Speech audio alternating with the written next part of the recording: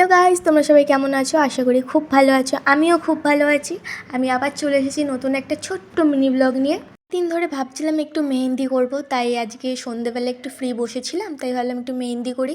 জানি ডিজাইনটা আপনাদের পছন্দ হবে না, কারণ আমি প্রফেশনাল আর্টিস্ট না, মেহেন্দি আর্টিস্ট যে আমি ভালোভাবে খুব সুন্দরভাবে করে ফেলবো এরকম না। আমি পারি না মেহেন্দি করতে। আমি ছোটোবেলা থেকে যখনই মেহেন্দি করেছিলাম আমার দিদিরাই করে দিয়েছিলো, আমি মেহেন্দি করিনি।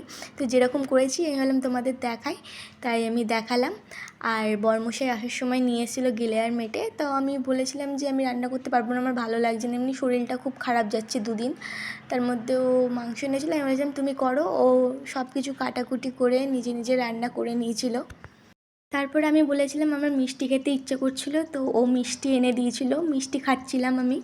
তোমাদের কিছু কথা বলার আছে। যে দিদিভাইগুলো আমাকে বলছো যে আমার ভিডিওতে তোমাদের নামগুলো নিতে, আসলে আমি এখন খুবই ছোটো একটা কন্টেন্ট ক্রিয়েটার, আমি এখনও বড় হতে পারিনি যে তোমাদের নামগুলো আমি ভিডিওতে নেবো, সেটা ভালো লাগবে না দেখতে। আমি একটু বড় কন্টেন্টকে একটু দিন দাও, আমি যদি তোমাদের ভালোবাসা থাকে তাহলে আমি যখন বড় হবো অবশ্যই তোমাদের নামগুলো আমি ভিডিওতে নেবো। এরকমভাবেই আমাদের পাশে থেকো সবসময়। তো আজকের ভিডিওটা এইটুখানি, দেখা হবে নেক্সট ভিডিওতে। টাটা।